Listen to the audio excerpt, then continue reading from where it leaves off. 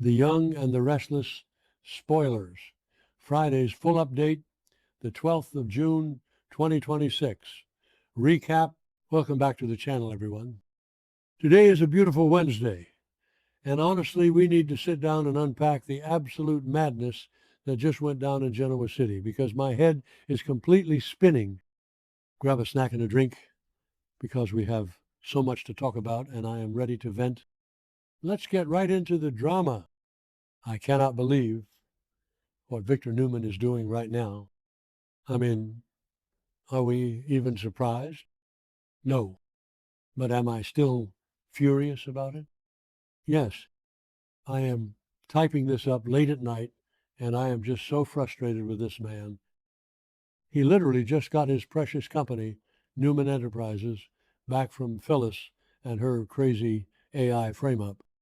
He has Matt Clark, the man who has terrorized this family playing house at the Newman Ranch with this ridiculous amnesia garbage, completely traumatizing Sharon in the process.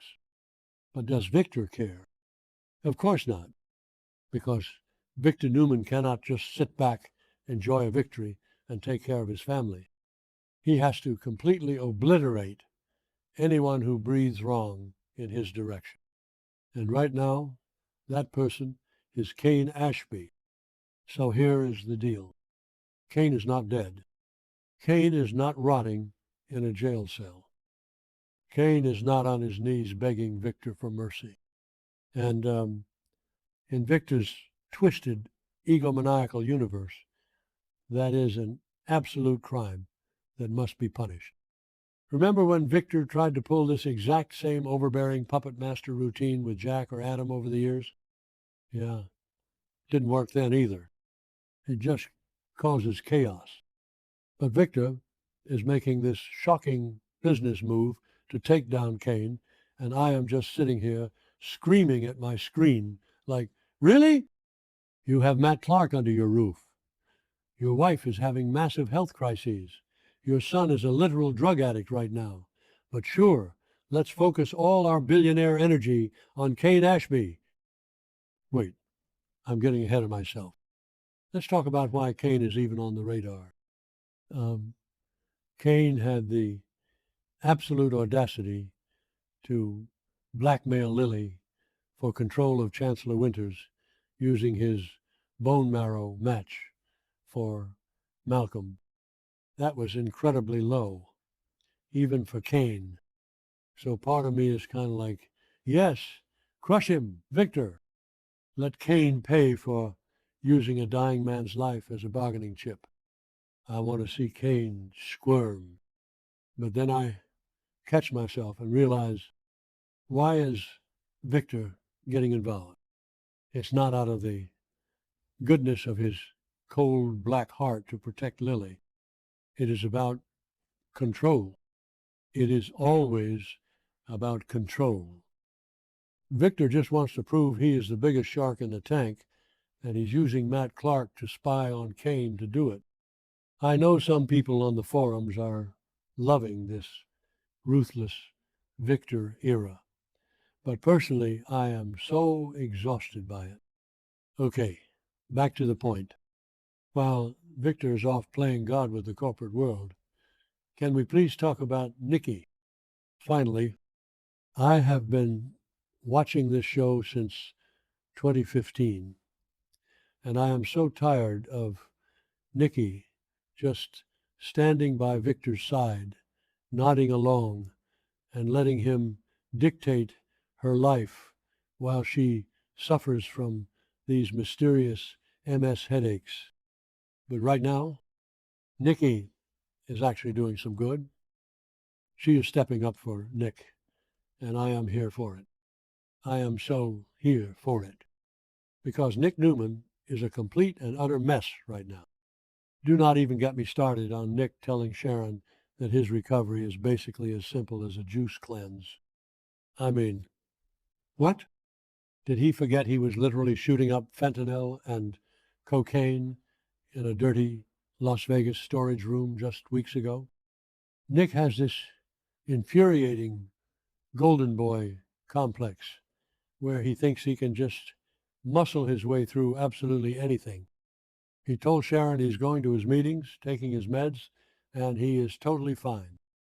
No, you are not, Nick. He drove a car off a cliff while high out of his mind. You do not just bounce back from that by drinking a kale smoothie and going to one NA meeting. And this is exactly why Nikki stepping in is the absolute best thing the writers have done with her character in months. Nikki knows addiction. She has battled the bottle for decades. She has been to hell and back with her alcoholism, and she knows that the very first stage of relapse is exactly what Nick is doing right now. Arrogant denial. She is not buying this "I'm totally fine, look at my progress" nonsense. She is forcing him to face the brutal, ugly reality of recovery. I just hope to God she has permanently checked out of Victor's toxic circus to focus on her son. Nick needs her. He needs someone who won't just coddle him. Am I the only one who thinks Sharon is being way too naive here? I love Schick. I really do. I've been rooting for them forever. But Sharon is so traumatized right now by Matt Clark living at the ranch that she is just blindly accepting Nick's assurances because she literally cannot handle another crisis on her plate. She wants to believe Nick is okay so she can feel safe. But he's not. And Nikki sees right through it. I am praying we get some intense, tear-jerking, Emmy-worthy scenes between Nikki and Nick where she absolutely breaks down his walls and makes him cry. He needs to break before he can heal. But wait, the drama doesn't stop there. Let's pivot over to the hospital because Vivica A. Fox is back as Stephanie Simmons, and I am screaming. She just took the chief of staff job at Genoa City Memorial. This is huge. And she and Lily are tag teaming to convince Malcolm to move back to GC permanently, which makes total sense. Holden is here now. Noah's new club, the Shadow Room, is officially open. The whole family is gathering.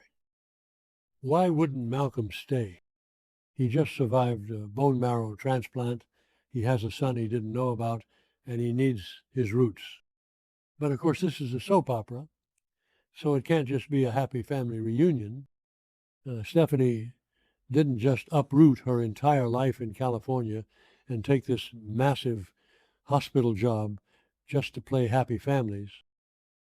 She goes to Nate Hastings, the son of her late best friend, Olivia Winters. And the spoilers say she drops a confession on him that he will never be able to forget. What on earth is it? I am literally pacing my room trying to figure this out. Is it about Holden? Did she lie about Malcolm being the father? No. They did a DNA test, right? Wait, did they? Sometimes I forget the details because this show moves so fast. What if Nate is somehow involved? Or what if it's about Olivia? Remember when they tried to rewrite Olivia's history years ago and make her out to be the bad guy in some plot? Yeah, didn't work then either. But maybe Stephanie knows a dark medical secret.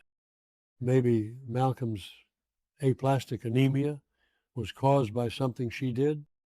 Or maybe she knows something about Nate's past that Olivia begged her to keep secret until now. I don't know.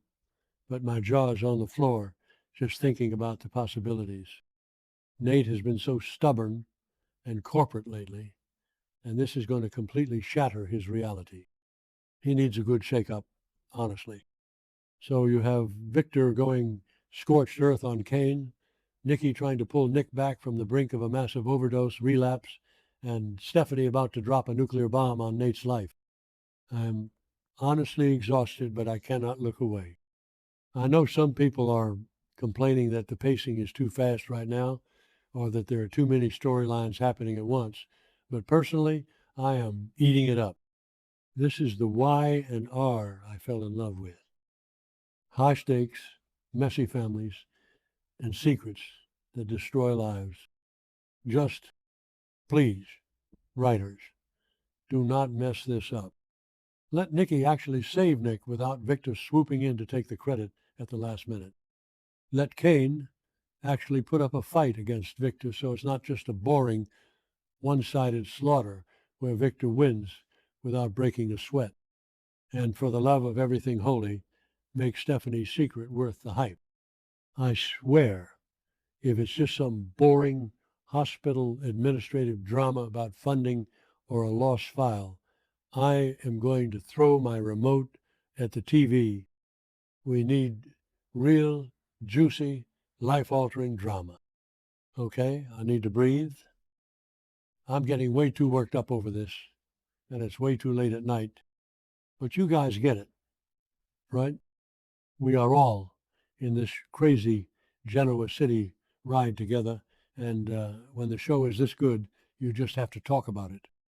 I'm going to go try to sleep, but I will probably just lie awake theorizing about what Stephanie is hiding. Let me know what you guys think's going to happen, because I am dying to hear your theories.